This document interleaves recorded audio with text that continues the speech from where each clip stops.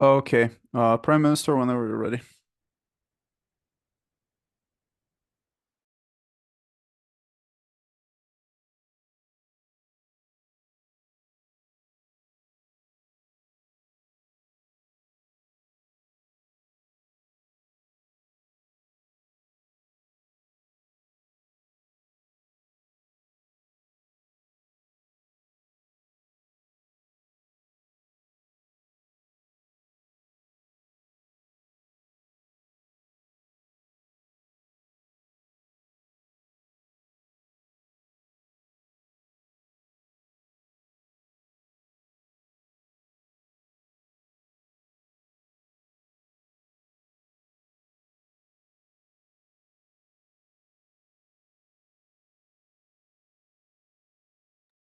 I will start my speech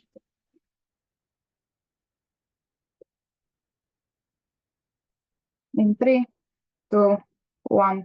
Rumene, I know you hate dating around and dating multiple partners. That's why we're coming from OG and giving you a very simple argument. This leads to more people dating more, and this is something bad. Of course, this is not an unnuanced argument, and we'll bring it in the context that they will enter worse relationship and they will enter more relationship. And we'll bring a second argument that is to say that the learning experiences that they'll take away are probably not the best thing that you can take away from a relationship. In terms of frame, what is the alternative to this narrative? I think the alternative is that you view that when you have a failed relationships, it's probably a personal failure and you don't love having failed relationships.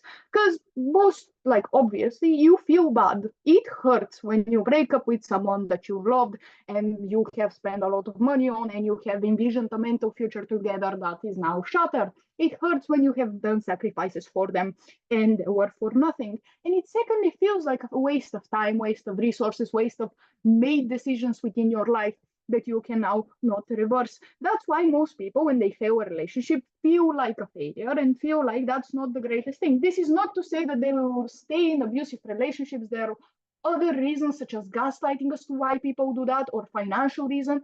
I don't think that this is going to be the one thing, but I would say that most people would have some type of internal want to not stay within relationships that are abusive, but just generally they'll feel bad when they have failed relationships. And I think this is better than actually thinking that you can take away things from relationships. Why? Firstly, as an argument, this makes people enter more and bad relationships. Why do people start entering more relationships under this narrative? I think the narrative firstly convinces them that they need many relationships in order to reach that one really good relationship that they're going to marry this person and they're going to have children and going to do all of those things, because they do not perceive the final end goal relationship, the relationship that they need to study all the things about sacrifice, about loving your partner, being consistent, not cheating. They perceive that they should learn all of those experiences before them, and thus this one last final relationship should be perfect. Why is that the case? Why does this narrative actually tell them that? Because this narrative is probably constant. It is within media, it is within your friends, and what you take away from it within media is, for example, a scandal, and they do that through having multiple relationships, multiple pathways for you to learn things about life. And the same thing you see from this narrative when you see your friends breaking up with their boyfriends or girlfriends. You see that they go through a lot of them, and thus this is that those were the relationships that they should learn from, and not this one end relationship from marriage. And I think that second mechanism to this argument is justifying, like this narrative justifying having, like, wasting your time and all of those things. Because I think the alternative is failed relationship is a bad thing, and thus you should probably not waste your time with the relationships that are not so important, and feel bad when you have entered a relationship that has ended, that was for 3-4 months and brought to you nothing. This narrative now justifies you entering small relationships that are very short term, that probably don't like mean a lot to you, because it's a learning experience. You need to learn more about sex, or you need to learn more about sacrifice, or whatever else. So it justifies to you mentally when you're in a position that you have a crush on someone and you're really horny to actually enter a relationship with them. Because I think there are a lot of irrational pressures, but I think in absence of this narrative on the alternative, I think there is going to be a rational, okay, I don't want to enter a relationship that's going to fail, but now this narrative justifies it. I think even if that's not the case, on average, you enter worse relationships. Why? Because I think this narrative, like, signs you that you don't need to enter relationships that are actually going to work. And I think in the beginning of a relationship, when you're chatting with someone on Tinder or you're just talking to them, there are signs that this relationship will fail. You know before the relationship has started. Why? Because most probably, one, you can have different outlooks on life. She can be a communist, you can be a capitalist. That obviously will not work, Rumene, right? And I think even if that's not the case, you can see whether this person is being mean or rude to other people and you don't like that. You can see whether they are allocating a lot of attention to you, whether they have cheated in past relationships. This information, I think, gets out even before your relationship has started. But now, again, you justify to yourself that it doesn't matter whether you enter a relationship for 3-4 months with this person because you're just going to learn something from it. And probably, again, you're horny, you have a crush on them. This is the rational response towards it.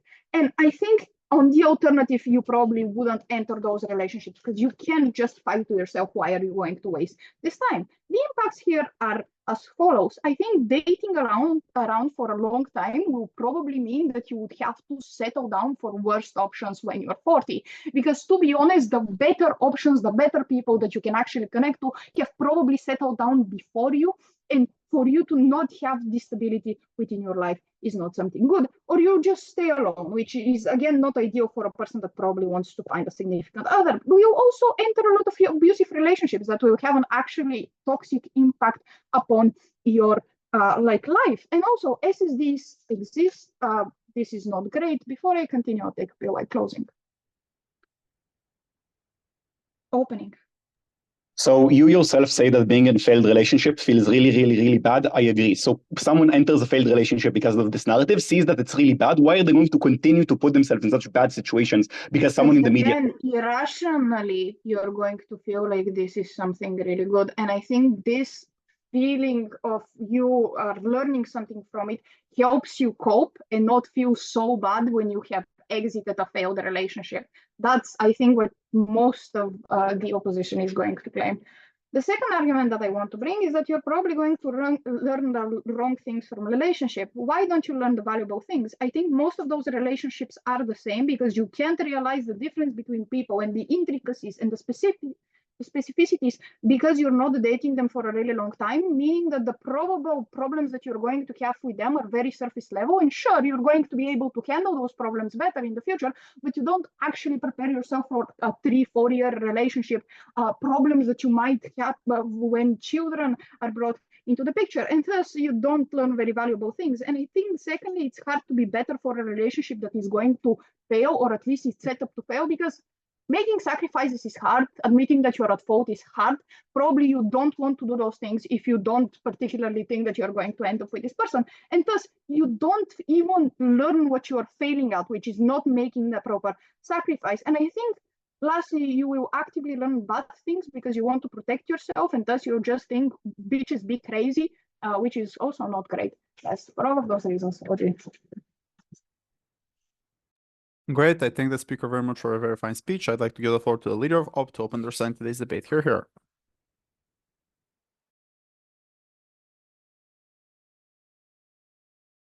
Okay. I'm going to start it. 3, 2, 1.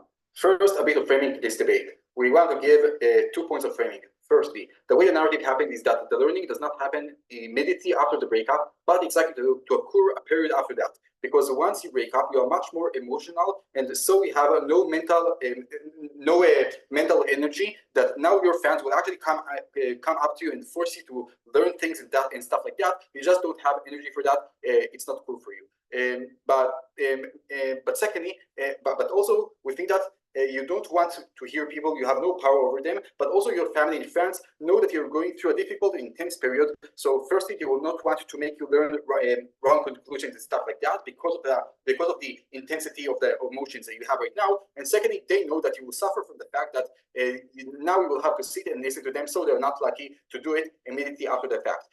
Second framing, why it is important that this narrative applies to all failed relationships. We say that without a narrative telling you that this applies to all failed relationships, it is much easier for you to give up on yourself. It is easier for you to say, I have nothing to learn from this, because self-learning is difficult in general, because it requires you to recognize that you're not as strong as you thought you were, because it makes you recognize your weaknesses, etc. That being said, let's move on to the first argument about why you're more able to learn from relationships and why it is important on our side of the house. So, three structural reasons. Firstly, on the other side of the house, you don't have psychological safety that you have on ours. That is to say, on our side of the house, you have you can frame failures as learning experiences, which creates you a psychological safety net, and it encourages you to openly examine your emotions, your thoughts, and your behaviors without you fear of judgment. We think that this creates a more self-compassion and more willingness to explore your opportunities. What happens on the other side is you don't have this supportive framework, which means that you don't feel psychologically safe to confront your vulnerabilities or acknowledge your mistakes. You facing your own imperfections or the pain which associated with the failures, which leads to the denial or the avoidance, which actually stops these introspections from happening in the first place. But secondly, you also on their side have a fixed mindset reinforcement. That is to say, on our this narrative on our side of the house, we think that it makes you to do learning. It makes you to support the development of growth mindset, because you right now you can view the challenges and failures as opportunities to improve and evolve. This mindset encourages your resilience and the perseverance and the belief that effort can lead to change and stuff like that. But on the other side of the house, when you don't have this constructive perspective, you have a fixed mindset because you are. Because you think about what, but I thought I was good, and you're not willing to actually you're not willing to actually get out from your own perspective. We think that it means that you believe that your qualities and abilities are static and unchangeable. We think that this mindset leads to a sense of helplessness and the fatalism, and you don't want to actually do all of this introspection, so you're not likely to do it. But thirdly, we also on our side of the house, we don't have the social stigmatization of failure, because we think that when you emphasize learning from failure, it helps you to counteract the social and the also cultural stigma which you get with the failed relationships. We think that it shifts the focus from blame and shame to more growth. It provides you a more forgiving and understanding context for you to navigate your healing journey. But on the other side of the house, when you don't have this narrative, we think that oftentimes societal norms stigmatize failure, because people actually think of you as the one who lost, as the one who don't know how to sustain relationships enough good, which means that it leads you to associate failed relationships with like personal inadequacy or in that kind of things. We think that this means that you're not likely to do this introspection on our side. Why is this learning experience is important? Firstly, you learn things about yourself. You learn how you should conduct yourself in your next relationships, how you can conduct yourself in a way that will make the next relationships not go to waste, because you know how you can manage yourself. But secondly, you also learn who the people are that suit you, what didn't work in the previous partner, and what this allows you to have a greater chance of choosing a partner that is good for you next time. But thirdly, it allows you to know when to put a red line, what behavior of your partner does not suit you, and you're not ready for him to get there. You discourage him in advance if you know that this behavior is contributed to the breakup, so you know what red lines is suitable to that. So we think that this is a crucial thing to know, that you learn only on our side of the house, and that's why it's important. And if a lot of relationship is bad, as Oli says, so you're unlikely to do this because of the learning experience that you get exclusively only on our side of the house. Before I move on, I'll take closing. Yeah, so you say there's a blame and shame in breakups without this narrative. Why does the blame and shame happen, and why doesn't it happen on your side? The blame and shame happen because oftentimes people in society see people as weak when they fail to do relationships. People see in a positive light sustaining relationships. We think that even if there isn't a stigma, you think about it in yourself. You think that you're weak. You think that you didn't manage to do it well, because oftentimes people are centric about themselves. So at the very least, in their head, this is happening. Second argument, why it's likely that it makes you look at the relationships in a less traumatic way that allows you to deal with the loss. Firstly, it allows you to a cognitive framing of the experience. That is to say, you now have a psychological tool that involves changing the way you think about the situation to manage your emotions and behavior more effectively. When you view your failed relationship as an opportunity for learning and growth, you're more likely to focus on what can be gained from the experience rather than what was lost. We think that this helps in altering the emotional impact of the breakup, and it shifts it from a solely negative event to a mixed or even positive opportunities oftentimes. But secondly, it also you get a sense of personal agency, because this narrative emphasizes learning from failed relationships, which inherently suggests that individuals have the power to get positive lessons from their experiences, which means that you have more a sense of personal agency and also control. We think that this perspective motivates you to actively engage in your healing process, and tomorrow you also can identify and work on your personal growth areas and apply these lessons to future relationships. But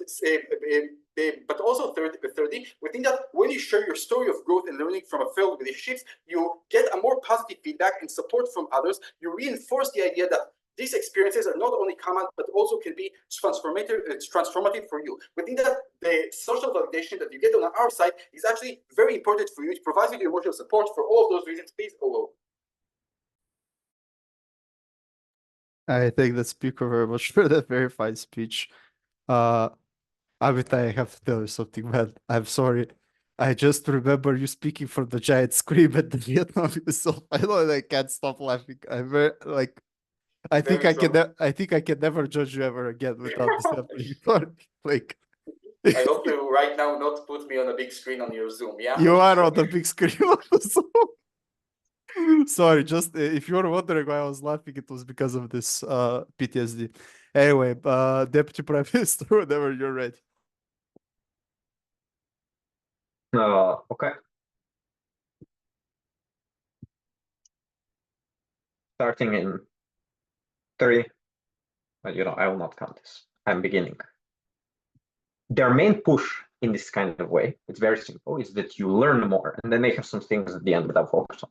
So all we need to say is why our thing, I don't remember what it is, you know what it is, you wrote it down, is comparatively more important than their thing about learning more in this kind of way, right? And why is this the case? So 4 reasons. The first very crucial one is, not that there is a good alternative to learning about yourself, about relationships and all of this, and this is from relationships, not failed relationships in this kind of way, right? Like you can learn how to act if your boyfriend or girlfriend tells you, don't act like this is not okay in this kind of particular way. You can learn and be like, hey, maybe then I shouldn't do this in this kind of particular capacity. This is then very crucial. On our side, you date the kinds of people with whom you think you can end up in the long run. And those are the kind of people that are likely to teach you much better things when they ask you, don't act in this particular way, don't do this kind of thing. Whereas on their side, you're dating random people because you think every time I can learn something in this kind of particular capacity. The lessons you're learning are far worse in this sort of way. Also, secondly, and this is very controversial opinion, but please hear me out. I will teach you everything you need to know about relationships. Communicate, make compromise, don't be little bitch, and all these kinds of things. This is all there is to it. It's not more or less complicated than this. It's not some eternal fucking key to the knowledge of the universe and this kind of thing. You don't need 50 relationships to know this. You know what is much harder? It is much harder to execute these things, not to learn these things. It's harder to make compromises than to know that you should make compromises. Here is why this is much harder to execute on their side. Firstly, when you have dated 20 people in the past and you have broken up with them, it's much easier to normalize breaking up one more time in this kind of way, right? It becomes less special, less important, less of a harmful thing in this type of particular case. Ergo, you just go like, why should I make compromises for this person? I shouldn't do this kind of thing. Also, secondly, this is the much more intuitive one. It's much easier to justify leaving relationships if you can say, but I would have learned something. It won't have been for nothing. No, it will have been for nothing. You should give your heart and your soul to not break up with your girlfriend in this kind of way, to make sacrifices and all of these particular things. If you break up, you have failed in this sort of way. And this is a good thing that people believe this, because it's substantially less likely that they exit. It's much harder then to actually do the things that require good relationships, to make the sacrifices, to make all of these kind of things that make them much happier in the long run. But thirdly, very crucially, if you do learn things from having many, many relationships, you learn bad things. We aren't saying you should never learn from relationships, but what we are saying is that you should generally not think that every relationship is the one that is likely to have this kind of thing. Because if you think that every relationship has this, know that simply numerically, most of your relationships, if you think like this, will be shorter term relationships because they take a shorter amount of time so you can enter more of this. What does this then mean? Your interaction with people is shallow. It's nothing, right? If you date someone for 2 months, you know nothing about them, they know nothing about you. So then you start to learn these generalized things. You know, remember Split 2021, all women are shallow and all of these kinds of things. Everybody who had en masse dated told me this kind of thing, because if you date en masse, then yes, the women you do date are shallow if you date for 2 months. The men you do date are all pigs in this kind of case if you date them for 1 month, you don't get to know them. And most crucially, you go into relationships without the idea that you're going to spend a lot of time with this person necessarily. Yes, you're going to go with people whom you don't like. And then you'll be like, yes, men are garbage in this kind of particular way. I shouldn't learn anything and all of these types of things. So often it has the bad effect, right? It has the effect of you hating people, being more willing to blame them and all of this kind of thing. Here's then the weighing and all of this. Why is it extraordinarily bad? Like they say, people learn more. I don't know what this means. Maybe this means they're better at relationships. Let's assume charitably that this is what their impact does. Iron people are in better, happier relationships. Know that firstly, our impact, even if it's on fewer people, though I don't buy that it's on fewer people, outweighs them. Because even if only a handful of people go to 40 and then they are left alone for the rest of their lives, or only if a handful of people settle for someone who is completely terrible for them, this is obviously a much worse impact, because for the rest of their lives, they feel unfulfilled. Even if you're marginally better at relationships on their side because you've learned a little bit more, you can still learn this through the course of your marriage, through the course of all this. But if you've dated till you were 45 and now you're alone, then what the fuck are we doing in this kind of case? This seems substantially more important than all of this. Also, secondly, know that for many people, even if we assume they get better, and this is a very, very important thing, it doesn't matter if you're better if you end up alone in this kind of case. It doesn't matter if you learn so much if you never date a person with the idea we're going to get married. It is a failure if we exit the relationship. And so any relationship you exit afterward in this kind of particular thing, because you can learn more if you exit. And then you end up like Harish in this kind of case, when you're 40, when market has dried up in this kind of case, when your biological clock is over, you can't have kids anymore. So there's a time sensitivity to this kind of particular thing. Right? It's not a crucial, important thing for people to date a lot and get more if they miss the point where they can date substantially or are forced to settle. Closing before I continue. Come on, guys. I gave you feedback one time, please. Okay, nothing. Oh. Also nothing. This is brutal, guys. Okay. I will accept this badly in this kind of case. Finally, they say, you feel better when you leave relationships. This is perhaps very radical point about me. Fuck, who cares? It's good to feel bad in this kind of particular case. Why? Because then you do the thing less afterwards in this kind of thing, right? When you get hit with the rock, you don't get in the position where they can hit you with the rock again in this particular case. They say that this is a very harmful thing, and this helps you to feel slightly better about it. We say, firstly, this is not super useful at the time when you break up, because you still feel bad about this, right? You still feel horrible, very irrationally, all these kind of things. Where this narrative kicks in is when you're about to enter new relationships, because then you can justify to yourself the good feelings, right? To go like, yes, I like this person, we should date, we should do all of these types of things. This seems less relevant. And I know that this response sort of deals with them anyways, but even then, I just want to say, unga bunga, guys. It's a bad thing when people break up with you. You feel bad. So it's better to enter fewer relationships so you feel bad less often when people break up with you. And it's better when you enter relationships to be with the idea we're going to date long term in this kind of way. On the most unga bunga ways, even if they're able to mitigate it slightly, we have fewer of these harmful events happening in the first place. Therefore, we're able to beat them even on this kind of particular point. Therefore, vote us. I thank the speaker very much for a very fine speech. I'd like to give the floor to the second speaker from side opening opposition to close the top half in today's debate. Here. Hello, am I audible?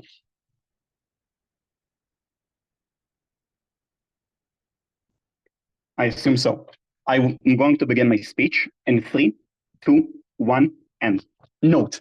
relationships are something very, very, very emotional and passionate, right? We put in a lot of different feelings towards there. We put in a lot of efforts towards there. We are very horny. We are very feeling loved. We're very passionate towards it. I have no clue why this narrative affects people in such a way that opening government wants during the most emotional time in their life, as compared to our case, which is after the relationship in a far less emotional time. How does this piece of framing interact against the opening government case, and why do we think it takes it down? First of all, note, on both sides, people are horny and irrational, right? If you want to have sex, or if you're very attracted to someone, you're attracted to someone on both sides of the house to a very, very, very large extent, and are very much willing to cope against other different things that you're covering up. And I'm not sure, like, why without the narrative, you are now a perfectly rational actor who can, like, completely receive and not ignore horniness and bad signs to the extent that they're the analysis of opening government as to why you fail in relationships. On the second level, on both sides of the house, you want your relationship to succeed, right? You don't want a breakup. Opening government themselves say that breakups are something very, very, very terrible. Opening government runs this push of, I am going to date people for 1 month, for 2 months, but know that nobody wants this. Everyone wants to marry when they enter a relationship in order to succeed, because them breaking up something that they put in so much time and effort is a very, very, very terrible thing for them. Opening government can't claim to this narrative legitimizes short-term dating because of that reason. Their only claim, therefore, is what comes in Velina's speech, that this narrative makes you ignore very, very, very negative signs, etc. Where does our case overcome that and explain to you specifically about the negative sign and far deeper level of characterization than opening government? I'm going to make here 2 claims. Number one, you need to be capable of detecting these signs in the first place. Velina gives to you a lot of relatively obvious signs, right? In the sense that, you know, someone is very, very, very mean, etc. But note, the average person that you're going to date is not super mean or is not super problematic, right? It's stuff which is on a far smaller scale, right? Annoying habits that they can't put time where you specifically wanted to be important, etc. You need to be capable to introspect and to learn in the first place what are the most impactful things to you. On the second level, it's a question of subjectivity. That is to say, when Alec tells you, but all relationship is the same and there are like a few tricks that apply to everyone and you don't need anything unique, fucking bullshit. Every single person has their own need and their own interest. And this is very important because no other person is going to be a 100% match in a relationship to you. That is to say, every single person is going to have weaknesses and is going to have problems as compared to you. No person has like complete 100% ideological matching. No person has a 100% complete ideological that. What does this mean? That you need to learn what are the least important parts or the least important problems, the ones that you can cope with and the ones that you can live in. That is to say, it might be the case that I'm a capitalist and my girlfriend is a communist, but because I don't know, I'm not a very ideological person, I can compromise with other people, that matters to me far less than how we engage emotionally and all of that. But in order to do that, I need to learn in the first place. I need to be capable of introspecting and asking myself all of these hard questions as to whether or not I am actually capable of learning or not, etc. This means that in order to actually hold my long-term relationship and impacts and all of that, I need to do that. Note, this is prior to the main push coming from opening government. I want to enter bad relationships, etc. Because only on our side you can actually detect the bad things that are going to end up your relationship. So actually on their side you get the shorter term dating. You end up thinking that you're rational, that you know everything, but you don't actually have the capacity of knowing the unique information that you need in order to succeed. This flips the main push for opening government of like longer term relationships. Lastly, let's weigh directly against the impacts of like a dating market, etc. Note here, and this is very important, if everyone are dating more short-termists, then everyone will reach the age of 40, and therefore the dating market at age 40 will be perfectly fine, right? Like the tail edge case of like reaching age 40, to the extent that this narrative causes a lot of people to reach a young age, it sounds like the dating population at age 40 is very, very, very good and is fine, etc. On a second level, a bad relationship is simply far worse than no relationship. Right? It is very obvious because in a relationship, you need to be spending in a lot of time, effort, emotion, money. You need to be constantly caring for another person, etc. This means that if you end up in a bad relationship because you're less introspective, because you know less about what is true and is good for you, you simply end up in a far worse situation than you ending up in no relationship whatsoever, which is far, far, far more like flexible for you, and you can control the state of your relationship far better, etc. right there. Well, this therefore means that our path to victory in this debate is very simple. You learn more from the relationship. Therefore, you know the warning signs better. You know how to cope in a relationship better. You know how to act during a relationship better, etc. As compared to the opening government analysis, whose delta is relatively marginal to the extent that when you act during a relationship, like that on both sides of the house, you don't want the relationship to fail. And like any legitimization because the narrative tells you that it's okay, it's fucking nothing compared to the fact that when your relationship is going to be breakup, you're going to feel horrible. You're going to feel terrible. You're going to feel like nothing fucking works and therefore that nothing can can succeed. Our impact is therefore far larger and far more important. Therefore, only question left is, why do you actually learn more and why do you actually learn good things? On why do you learn more, Amitai already answers, no pushback here directly from side opening government. In the sense that you specifically need a narrative to tell you that all relationships are learning opportunities for you to learn more and for you to be willing to accept that you need to learn. No, Truman, people aren't robots and aren't NPCs. When they are told that a narrative exists, they don't always buy it. Why is this important in this case? Because it means that if you're coming out from a hella abusive relationship or a relationship which is non-representative, I trust people to have the ability to self-introspect and understand while the narrative tells them that all relationships are failing experiences, that this one is not actually, that they shouldn't buy to the narrative in this case. People think a lot about their past relationship, have a lot of introspection time, but you need to tell them that it's all relationships for them to put in the effort, to think a lot, to not give up for themselves, etc. So uniquely telling them that all relationships are important matters greatly for this. Before I continue closing governments. Yeah, look, say I don't like dating people who are verbally abusive, and then my partner starts being verbally abusive 5 months in the relationship, and I break up with them. What have I learned exactly? I think that again, you're just going to buy this less. You're going to look at how to notice that the partner is verbally abusive earlier, which is fine, right? I think that you can actually notice later signs at the early part of the relationship. Opening government explicitly concedes to this during the speech that you can learn earlier things, that you can use early things as latter indications. Note here, secondly, that Amitai also explains that you can learn a lot of things from this, right? You can learn how to look at your partner. You can learn how to cope better in a relationship. You can learn how to express better. You can therefore choose a better partner and a better way of life. Note here that even if at the tail end of the relationship, which is what CG are going to try to claim, you have already noticed everything is bad for you and you are now learning bad things, which I guess is the case from what I understood from the POI, we still get the earlier part of learning, right? The 90% of learning that you need to be done is uniquely on our side because you actually learn the things before you corrupt them slightly more. The fact that you have the information in the first place and the majority of it is still crucial information that you're not going to get otherwise because your ability to learn and to introspect is far, far, far weaker on side governments because of all of the above. Very proud to oppose.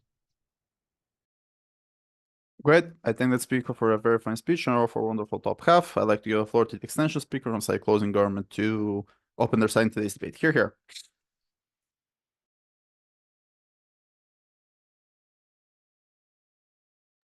Surprise, I am extending. Can you hear me fine? Nice, okay. Yeah, stick them in the chat, I'll take opening.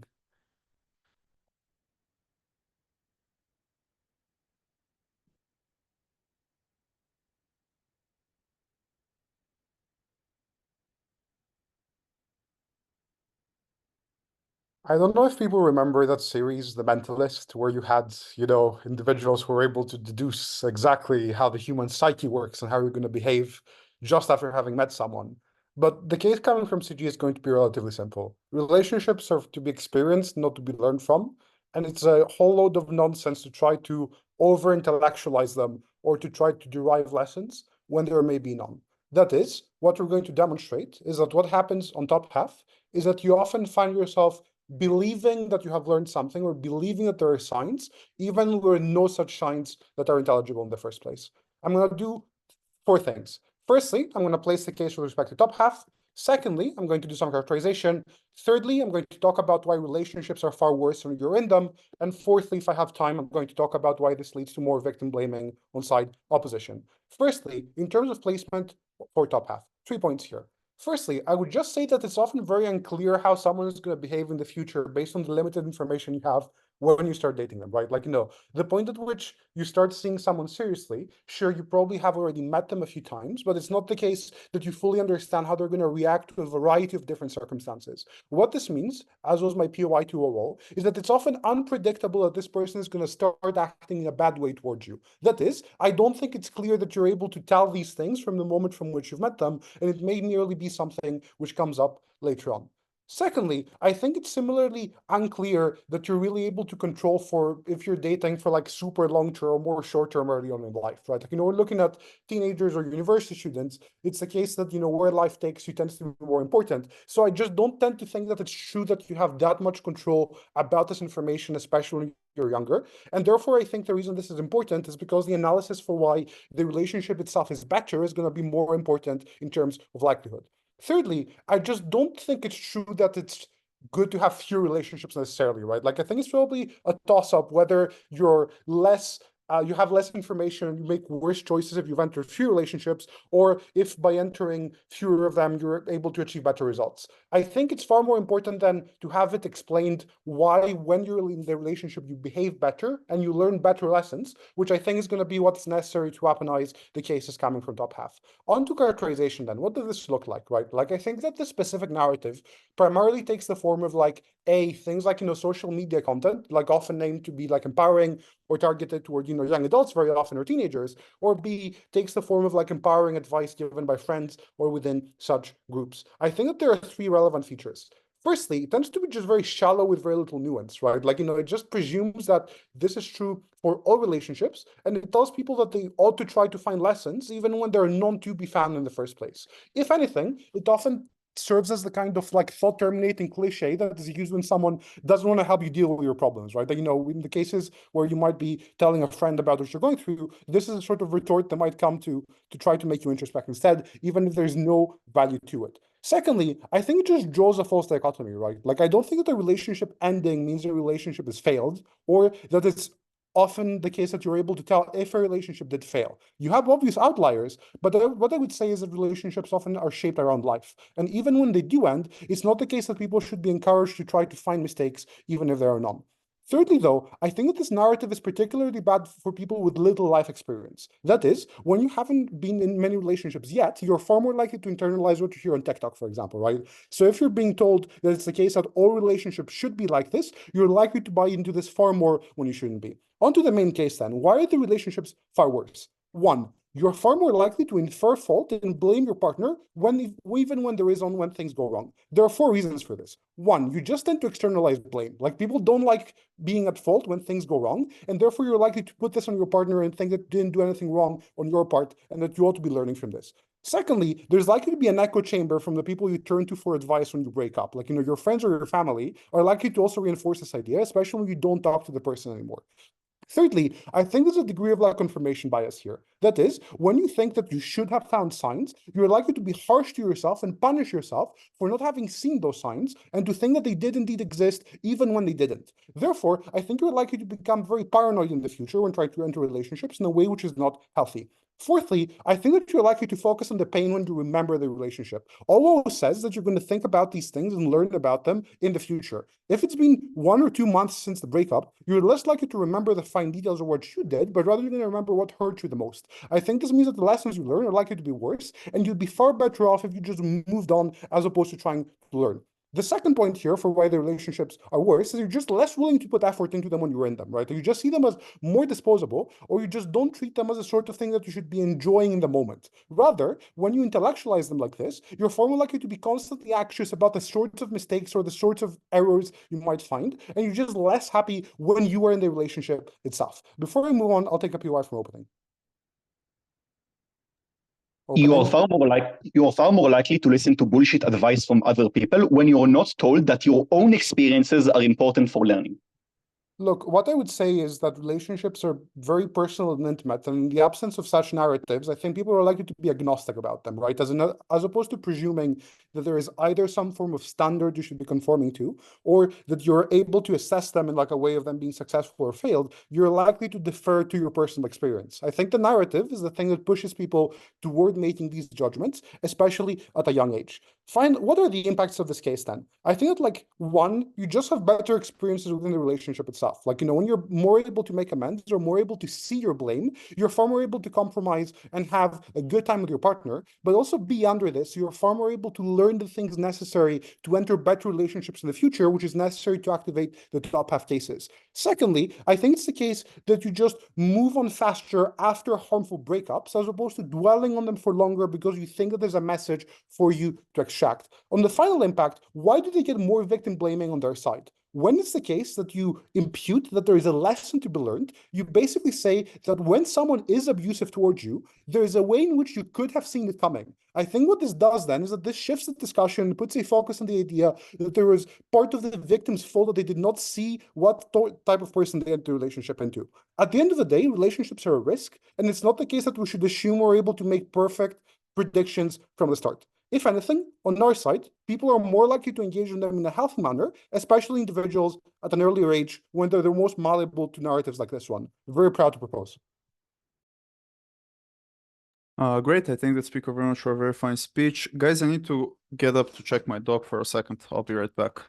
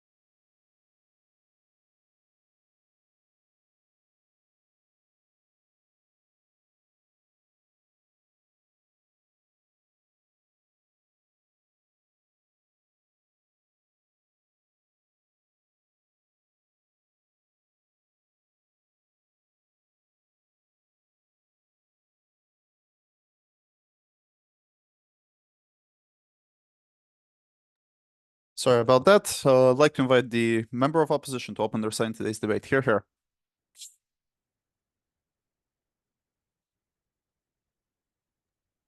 you hear me okay? Can you move closer to the mic? Is that better? It's better. Okay, great. Let me just get my time up. I'll take a POI at around 5 minutes. Please put them in the chat. Okay. Okay, starting in 3, 2, 1, go. Love is one of the most powerful emotions that we can experience in our lives. That's why we always hear it in the songs, we see it in TV shows. And when we lose that love, it's one of the most painful experiences that we can ever experience in our lives. I think what O heavily relies on is that people can learn from a relationship, that they can develop from a relationship. We don't care about that development. We don't care about that learning. What we say is we don't care if you actually learn anything from this or not. We're happy to accept and bite CG's bullet that it's completely a delusion, right? That this is not something that they actually can learn anything from. And this means that we can also dodge a lot of OG. But what this does mean, and what this narrative does unlock on a material level, is it allows people to soften the blow of that relationship, soften that blow of one of the most painful experiences, one of the most painful moments of their lives. We're able to allow people to have a narrative and have an avenue to actually soften that experience, to make that experience something far more manageable, to be able to cope with those painful emotions in the first place. Because this is one of the greatest harms that someone can experience. This is also one of the greatest highs that you can experience. That heartbreak, all of those memories, all those powerful emotions, we give you an avenue to have that. And we're going to explain why you're able to get that. You're able to get that coping, regardless of whether you actually learned something material from this or not. So what are the burdens in this case? I think firstly, we're going to explain to you why people on the counterfaction on their side tend to view the relationships they break up with extremely negatively and in an extremely bad and harmful way. And secondly, why this narrative of being able to viewing those failures as something to learn from uniquely allows you to unlock the ability to soften that heartbreak and soften that pain that you experience. Notice on pre-weighing, this applies to every breakup that someone experiences. We're able to soften the blow for everyone who experiences a relationship. This isn't just a small number of people that OG talks about on their side who enter relationships that are doomed to fail. This applies to everyone who goes through a relationship. Okay, so firstly, why this breakup tends to occur, and why when breakups tend to occur, people tend to view this as extremely negatively and something that oftentimes has very little utility to them. I think several reasons, right? I think firstly, oftentimes you're hurt on an extremely emotional level. Yes, you feel anger, you feel wronged by this person that you once had a deep connection with. But I think even more importantly, it is the fact that you had all these positive memories with that person. You felt all those emotions with that person. Now you've lost all those memories. Not those memories, but you've lost that person. You lost the ability to generate those memories. You've lost that connection, that emotional connection that made those positive memories special. And you have to accept your new reality of single life. What does this mean you do? It means that you oftentimes have to sully those positive memories of that person to be able to cope with your new existence. So what you do is you try and make those memories seem worse. You try and make that person seem worse to be able to cope with that. You say, oh, those memories are actually negative. Those things weren't so great, etc. I think secondly, though, oftentimes you feel a lot of jealousy. So that oftentimes you want to generate a lot of hate and evilness towards that person, because oftentimes that person that you break up, maybe they find a new person, they go off and continue living their lives. You want to view that person as flawed and evil. So you try and put all these negative characteristics on this person to be able to cope with that. I think thirdly, oftentimes within society, there's a huge number of narratives that push towards like feelings, giving you the feeling of hate. Oftentimes having that feeling of hate can give you a lot of empowerment. Right, it gives you oftentimes this is something that's pushed heavily in things like breakup songs and TV shows, and this idea of like imagining that you're able to get revenge against this person, right? This is why you sort of like key someone's car or like do something terrible to your ex, right? Oftentimes giving that revenge often reinstates some of that agency and that control that you've now lost over that other person, over that significant I think generally then as a result of this, what happens is that you tend to villainize this person. You tend to make that person seem bad and evil. And this is oftentimes the natural response that you do in order to cope with that breakup in the first place. But the problem is that when you view that person as evil, when you sully all those memories, right? I think firstly, it's just inherently really hard to get over that and really hard to cope with that. Firstly, because oftentimes the revenge and retribution that you often fantasize about is something that you cannot actually achieve in your life. It's something that is really difficult to actually enact. But secondly, right, you have to accept that all that time, the energy and memories that you made was for nothing, right? You've wasted all that time with this person. You've created all those memories. You've now sullied all those memories, right, as a coping mechanism. But now those memories don't mean anything, right? So what this means is that all along, this entire relationship was doomed to fail. All along, all of this time, all this energy was just a waste, right? And that's something that's really hard to come to terms with. So what happens on our side? On our side, we are actually able to get people to derive some level of utility from those failed relationships. We're able to soften the blow of those breaks up, soften the blow of all of those things. And this is really important because even if you don't actually able to derive real lessons from those relationships, we're still able to psychologically feel like we derive those lessons when we have those narratives. Why? I think several things. I think first, you can just turn obvious things into insights, right? That's why we read self-help books, which often state the obvious, very simplistic conclusions, but we feel like we've learned something. Because the human psyche is extremely sort of pliable to those things. It's very easy to spot those things. But secondly, you often have the benefit of being retrospective, of having in hindsight, you're able to just view past events and pinpoint small things. Maybe they aren't actually significant, but you make them significant in your mind. Oftentimes the human memory is very imperfect. So you view those things and you say, oh, like these things shouldn't have happened. These are the things I should have done differently, etc. I think all of these things mean that oftentimes the human psyche is very open to reinterpreting past events and creating new things from them. POI? Before I continue, POI?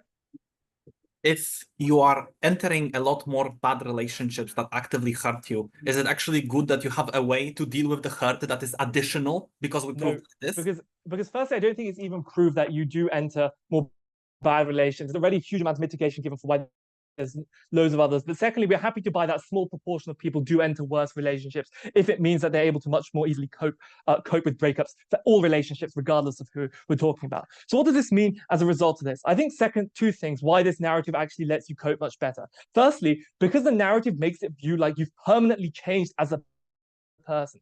This is something that you've changed yourself and it's something that stays with you into the future. You've learned a lesson that you can stick with. So unlike those memories and those feelings which are completely lost with that person once you broke up with them, you've personally learned a lesson that you've developed and something that you can take on into the future, which means that you feel like this hasn't all been for a waste of time. But secondly, right, you're able to much more easily get over the person. You view them with less villainization. Why? Because this narrative instantly puts much more central focus on yourself rather than the other person. It asks you, what did you gain from this independent of this person? What lessons did you learn independent of this person? It introduces a degree of separation from that person. It allows you to focus on yourself. For all these reasons, it makes it far easier for you to get over relationships. It softens that blow of the relationship. I think it's the most important thing in the debate, and it focuses on the most people in this debate. For all those reasons, very, very proud to oppose. Great. I thank the speaker very much for a very fine speech. I'd like to give the floor to the GovWeb to end the Gov bench. Here.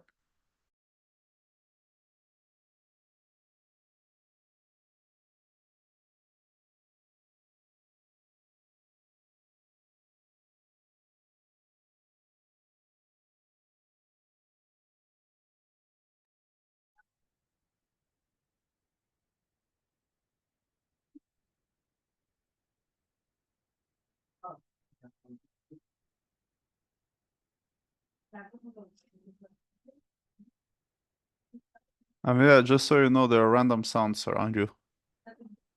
The random sounds is probably my grandmother.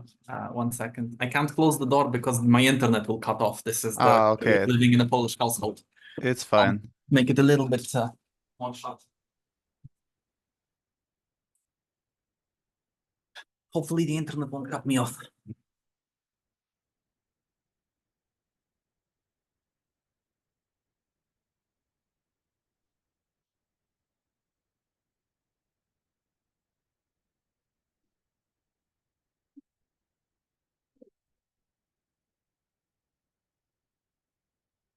This narrative is a prime way for 14-year-olds to convince themselves that their parents are wrong and that they should enter that relationship, even though they are 14, because at least they will learn something from it. Because this is what the funny TikTok lady told them. This is where the narrative is most likely to be effective. 3 reasons why. Number 1, because those people have the least developed sense of self. They do not know who they are. They do not know what kind of beliefs they have. Their brains aren't fully developed yet, which means that they are much more likely to accept narratives coming into their mind. This is why the framing that comes into Chris about who actually who actually accepts this narrative and how this affects them specifically is so crucial, because it is important to proving why people actually opt into this narrative so much and why they actually get the benefits that OG brings them, e.g. less unhealthy relationships, why they actually believe the narrative, why the harms actually happen. Second reason why this is effective specifically on young people, again, is because they are much less skeptical, much less skeptical towards new ideas, because their brains are still developing, which means that, biologically they want to accept those new ideas. Thirdly, simply because they want to find something that's some kind of exciting idea that they want to play with, because they are curious, because they're still developing, they're still searching for things. What this implies is that if, in order to actually have people opting into this narrative, you need them to be young, you need them to be, not tainted by other narratives, like, for example, high Christians, etc., not be having 20 years of indoctrination into the Catholic Church to believe that, going into relationships is bad anyway. Because this actually proves the asymmetry of the case and unlocks all of the OG benefits. Because OG tells us people are going to take this narrative as a brainwash pill. Narratives aren't brainwash pills. Narratives are a complex set of ideals that only certain people will accept, only in certain situations. And we have shown you why this situation is so crucial, why this situation is so harmful. Because note, the worst relationships that you can enter are relationships when you are young, when you are underdeveloped, when you actually don't know your boundaries. Because the lessons that you get from OO and and essentially that OO tells you can happen don't need to happen within a relationship. They prove that there is a sufficiency within a relationship to learn the lessons that they have, but they don't prove that this is the necessity. E.g., that the only way that you can find your boundaries is through dating other people. Because this is essentially as if you are saying, in order to understand how bad being abused is, you actually need to go through abuse. This is untrue. You can learn all of those things outside of the relationship by reading about other people's experiences, by reading books about fiction and about how people deal with those things, by learning experiences of your friends, by learning other historical narratives that tell you how people feel about different things. What this all implies is that the kind of lessons that OO brings you do not need to originate from an abusive relationship or from a bad relationship, which then means is that at the point where you are coming in later, when you have developed, when you have read things, when you have developed who you are, when you actually know what you want, you can be acting as if you learned all of those lessons through unhealthy relationships with a lot less trauma. If I started dating much later than I actually did, I would have actually knew who I am, knew what I want, and knew what kind of relationships I want to be in, rather than go in blind because I have been convinced that even if this doesn't work out, at least I'll learn something from it. Because as per CO, yes, this is a gaslight narrative. This is a narrative through which you gaslight yourself to believe that, yes, whatever happens, this will end up well for me. But you shouldn't believe that. You should be cautious. You should be scared. Because realistically speaking, bad things will happen to you, especially when you're young, especially when you're coming into this without any kind of conception of who you are. Second point that I want to clarify about how our extension wins this debate. We tell you that even if this doesn't lead you explicitly to bad relationships, because you just say, no, whatever, crazy, people don't go into more relationships, whatever, you are still going to over-intellectualize this. And every new relationship, you are going to look for the lessons, but you're going to be quite bad at actually finding them without becoming a secure person. So let's say you come into a bad relationship, you are left heartbroken, you are left with all of the negative experiences that come in from, CO and also implicitly from OG. What this implies is that you are looking for a way to cope with this, yes, and you find that by looking obsessively through every little bit to find the bad part. Because as per Chris's extension, you don't have epistemic capacity to actually know what was the problem. You don't have the kind of information, like the kind of information totality to understand this fully without getting new experiences, without formulating things clearly in your brain. But at the point where you're obsessively picking over every little thing from your bad relationship to find that one valuable lesson, you aren't moving on. You aren't healing. You are over-intellectualizing this, and you are getting yourself stuck in a loop. What have I done wrong? What have they done wrong? Maybe they're abusive. Maybe I'm abusive. Oh my God, what have I done in order to make this end up the way it did? No, sometimes there is no lesson. Sometimes you just say, well, that was a fuck up. Let's just forget about this and let's move on. You take a fourth. Sometimes you just have to move on from the fourth. Sometimes there genuinely isn't any lesson. Sometimes there is. And when there is a lesson, you are going to find it because there is other narratives in society that tell you to find that lesson. Not specifically that all relationships are a lesson. More that in situations where you can actually learn something, it will be apparent to you. It will be something that you want to do because there is the narrative of self-progression anyway. There is the narrative of, self-evaluation anyway. So the lessons that come in from OO are kind of symmetric because in situations where the lessons are obvious and they don't require excessive autistic overanalyzation of literally everything that just happened to you, you are already going to learn them anyway. But in situations where you are trying to obsessively search for them, you're just going to fuck yourself up. You're going to stop moving on. And every single time you come into a new relationship, sometimes maybe you're going to come into a relationship with someone who is somewhat similar to your ex, you're going to look for patterns. You're going to look for the bad parts. You come in and you're like, kind of traumatized from your previous relationship, and you're like, okay, but all those red flags, what are the red flags in my new partner? Are there they? And you are just destroying your healthy relationship prospect, which is a second impact that completely outweighs the top half of this debate, considering the fact that top half is either not achieved fully or kind of symmetric. I would like to hear from that top half before I continue. Relationships aren't one size fits all. The worst thing you can do is to assume that other people know what's best for you and end up in a shit relationship unprepared.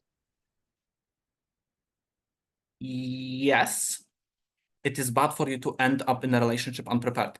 This is the case. This narrative is activating for young people coming into relationships earlier when you are unprepared, when you are unbuilt, when you are not a person who is ready for a relationship.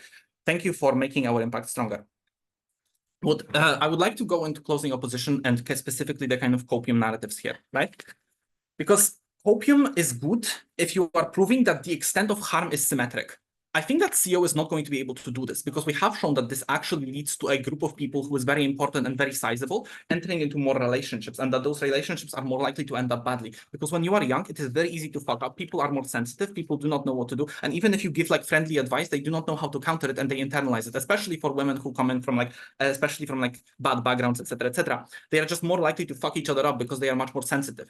It's like handling a flower. You don't know how to handle a flower, you break the flower.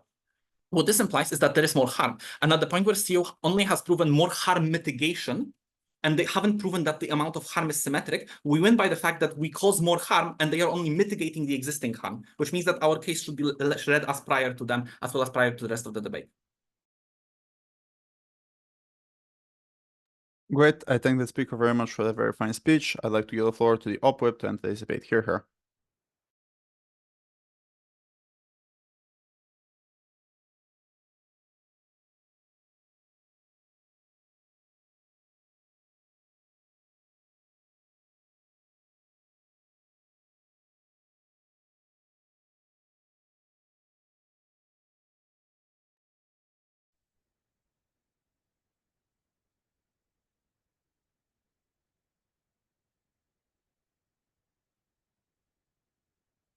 Genuinely, are you kidding me? These kids in middle school who are 14 years old are not entering relationships because of this narrative that exists. They're entering relationships because they're horny kids who are in middle schools who have many other narratives and reasons as to why they entered these relationships in the first place. So all of closing government's bizarre case pivot that comes out of that government whip just makes no sense in this debate. So Ruben, I'm going to take two bites at the apple in this speech. The first thing that I want to explain is why our extension wins this debate. Because what happens on their side? Ahmed shows that after you enter a breakup, you feel like shit. You feel like that relationship was a waste of time. Like all of it was for nothing. You've gained a gaping hole and you don't know the road forward. You feel that your life has dramatically changed. Now, you don't really give these people tools to make sense of what to do with this change on our side of the house in every single relationship, but that's precisely what our motion does. Because what our case was about how this narrative creates an opportunity to soften the blow of bad relationships. And I note that there were two reasons we gave you for this. Firstly, because it gives people something concrete to look at after a relationship has failed that says, look, I've learned this thing. I've gained this one thing despite this huge loss that's happened to me. But also because it shifts the window away from the other person and towards yourself. Regardless of whether or not that process of introspection is good, you feel like you have gained at least something concrete when you feel like you can gain something from a relationship. Why is this really, really important in the debate? And there's 4 reasons why this is the most important contribution. The first reason why is because it doesn't rely on people actually learning good relationships, good lessons from these relationships, which is what the top half and closing government centers on. And no team is able to conclusively prove that in the plurality of cases, people actually learn good things. Opening government, for instance, poses, and closing government says that you can overly intellectualize the process, that you can victim blame, that oftentimes you can pursue narratives which are harmful. Opening opposition says that you can introspect, but they don't explain why the pressures that make you introspect make you learn good things.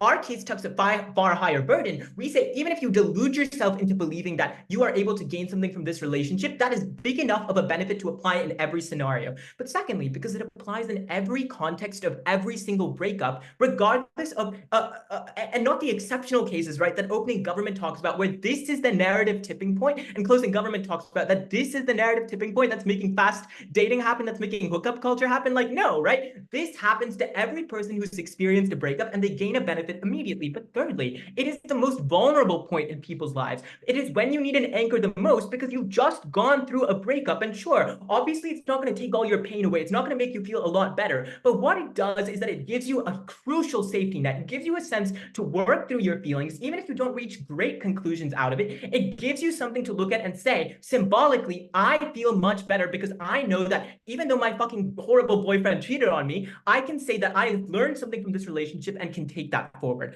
But fourthly, because it actually applies to the burden of applying to all relationships. And this is crucial against opening opposition, because they talk about how it's good to have warning signs, essentially, and analyze past relationships to examine those warning signs. But they don't explain why people need to apply this to every relationship to analyze those warning signs. The softened blow of a breakup, however, happens as a result of this narrative being applied in every case as a result of all relationships, which means that regardless of whether or not you think people gain good lessons, regardless of whether or not you think that this applies, this makes more people join relationships, we deliver a huge and severe benefit to the most important group of people. So that's enough for us to win the debate already. It's been compared to the other teams.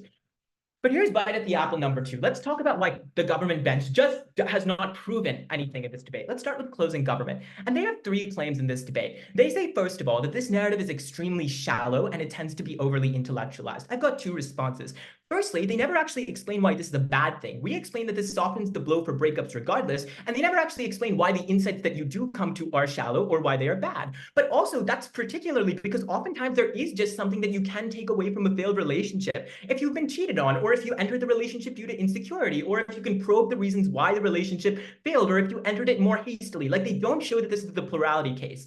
Then their second argument is that you blame your partner. And Chris here likes to use a lot of fancy words to describe this argument, like impute. But this is a completely symmetric case. Even if you don't choose to learn from every relationship, you are already likely to externalize blame. You are already harsh to yourself. You already do all of the irrational things that they said. They entrench those things. What this narrative does, and what this narrative changes, is gives you a pathway to make sense of those things. So instead of just doing those things, which you would otherwise likely do, as Ahmed shows, you do these great things, which are good. But secondly, they don't show the harms of any of this. Like, okay, you blame yourself or your partner a little bit more.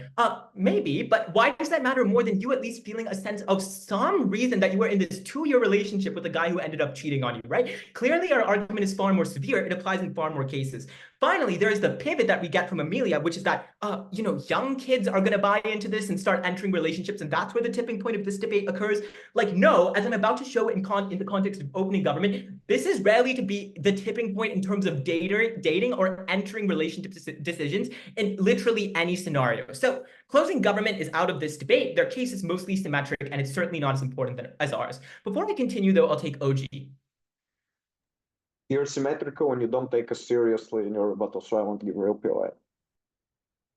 What? Like, I'm about to rebut you guys. Like, I just haven't rebutted you yet. So in terms of opening government's case, The main case that they present is that you enter more relationships. And the main mechanism that they give is that this adds a positive incentive to date around.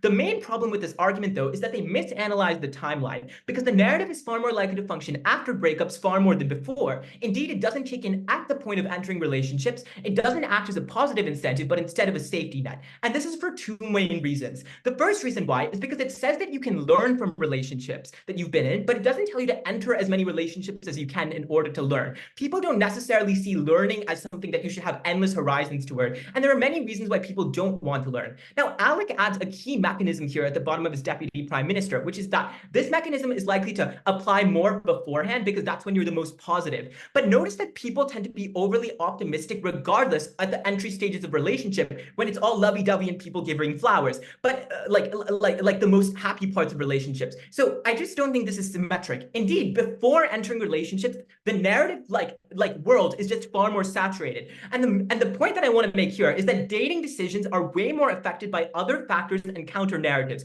So things like, are they actually hot? Do you like them? Or for instance, counter narratives which say that you should not date too much. Or for instance, the rise of hookup culture and dating. Or for instance, the fact that in our world, people enter relationships less because they learn about bad relationships that they go through, meaning our policy solves this back. But finally, they barely actually explain why it's bad to enter more relationships. Okay, you date around a little bit more, but now at least you've seen way more of the dating pool and can make a decision better.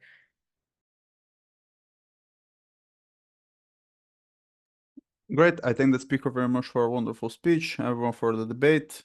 This is Spar, guys. I'll give you the call and the feedback. There isn't much point in me wondering and thinking about it. I don't have a panelist to discuss. Plus, it saves times. So I think the call is very clearly top half. First to OG, second to OO, third to CG, fourth to CO. CG and CO are close. I think top half is close-ish, not that much. It can be made closer, but clearly OG takes it more or less. So what's the reasoning behind this?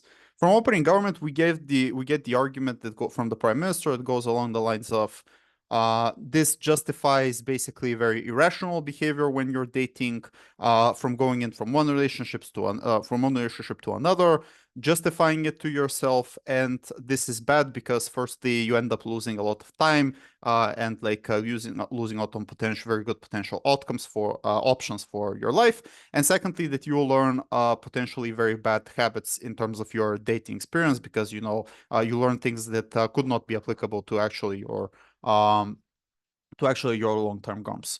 Opening opposition analyze that this narrative allows to create a space for you to learn important lessons and to learn information based upon this. And in the absence, it's easier for you not to learn, not to care, and this is a good push for you to learn and to understand all of these things.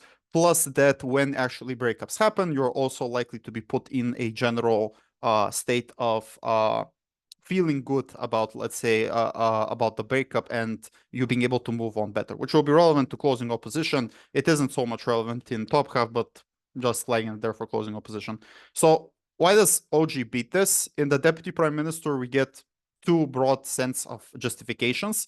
The first is that if you learn bad things, then the metric of which opening opposition is setting out doesn't happen, because presumably if you are learning problematic things of your experience and on the comparative you will just learn maybe less, but you'll learn more within the actual relationship, and you learn more for like not breaking up that much but breaking up here and there, then you're actually able to achieve these particular things, well, less on opposition side, to which in both LO and DLO, there is not actually justification as to why these lessons are valuable or why they'll be cross-applied and things like that. And given that there is no such analysis and the main response comes here, then that's a first way of how opening government is able to win this.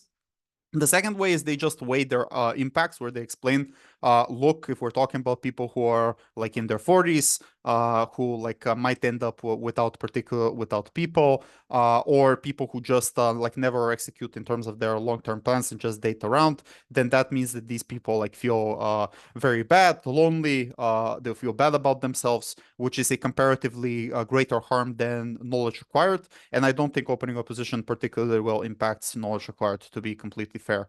In the deputy layer of opposition, there are some attempts at responding to this where they say, like you'll date around anyway because you're horny and irrational. That's fine. I buy it. That deals with some of the proportion of the rebuttal and way coming from opening government, but not all of it. And the final, like the comparative attempt coming from opening opposition is a headline, which is it's better to be in a bad relationship rather than alone. This is a fair comparative. I don't understand why this is true. Like you don't give any justification for this weighing. Given that you don't give any justification for this weighing or as to why the lessons learned will be likely to be better than worse, OG clearly beats opening opposition. Bringing closing government to the mix. In general, the one thing that I buy from, I kind of buy from closing government is this argument that you will now overcheck and you will be over wondering and you'll be overlooking into reasons for your breakup after it happens, because now the narrative pushes you to do these particular things. All of the other things in terms of you opting in more into these relationships or not, that's in opening government. You putting less effort in your relationship and knowing that you have a lot of options, that's in opening government. So this is the only real thing that I kind of buy. My problem with this thing is that there are many internal logical leaps as the argument is made. So, for example, the argument goes along the lines of you will look internally by yourself trying to find problems within the relationship after the breakup happens. Step number 2 is you'll blame your partner. I don't necessarily understand the connection of 1 and 2. And then step number 3 is you'll be harsh on yourself and you'll punish yourself, right? Like these things seem like logical options that may happen based upon the analysis, but they aren't necessarily logically connected to them, or they have jumps in the explanation for me to understand them. Given that's the case, then I don't necessarily credit it as outcomes that may happen. And it's very hard to connect tangible impacts to weigh you against opening government in this debate, given that opening government do provide connected tangible impacts within their case. So when I just look at it, the one thing that you have going for you isn't well analyzed enough in comparison to adequately analyzed claims from OG. When we compare it to OO, I think there is a good attempt in rebuttal by trying to say, oh, but you will learn anyway from life, but that's the same rebuttal that comes from opening government. I don't necessarily see how it's different or better in closing government. And since opening opposition is able to prove that you gain like more information and you gain like greater ability to access information about yourself and things like that, and I don't necessarily understand what is the harm of you overlooking into relationship or you wanting to learn more and things like that without it necessarily impacting this claim. It looks like you're kind of agreeing with what the opening opposition's impact is, but they say it's a good thing, so that's why like it goes to them. Let's bring in closing opposition and then I'll do the bottom half comparison.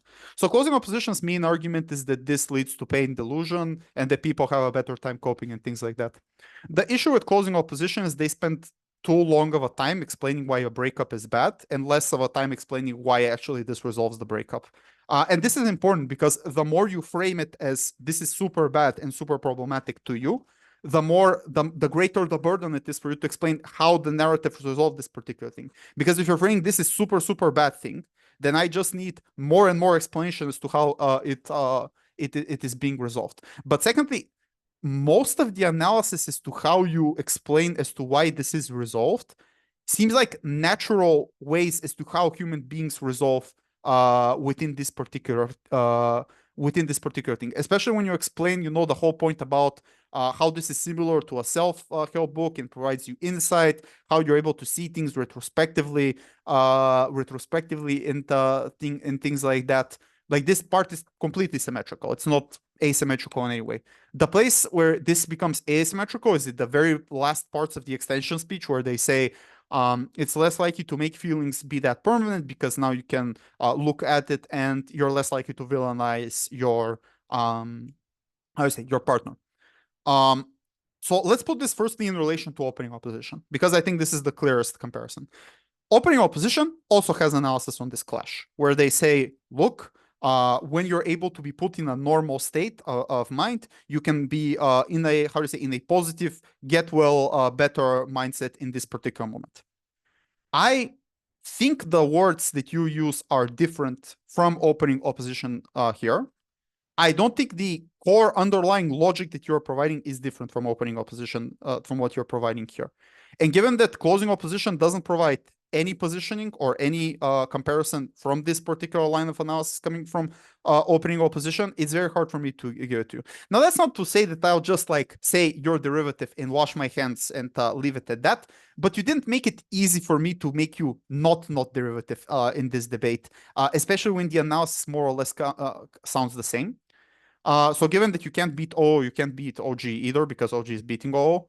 But secondly, bringing closing opposition, I think in the whip, there's a response where they say, when, and this is another problem with the case that I'll outline just in a second, when you are overlooking within the problems, that creates you to be, to manically check and manically think about, was there any issue or was there any lesson down the line, which actually increases the probability of you not being able to move on and not and having all of the positive emotions that you are talking about, which, to be fair, it's a very weak response, right? It's not there is no likelihood analysis as to why you're likely to think this way, but again, there is no likelihood analysis on closing opposition as to why you're likely to feel this in this good way or have your thought process in this way, because you point out to a manner of thinking and that is beneficial for your case, but you don't necessarily point to a manner of thinking that is, you don't actually provide the likelihood analysis as to why that manner of thinking will most likely happen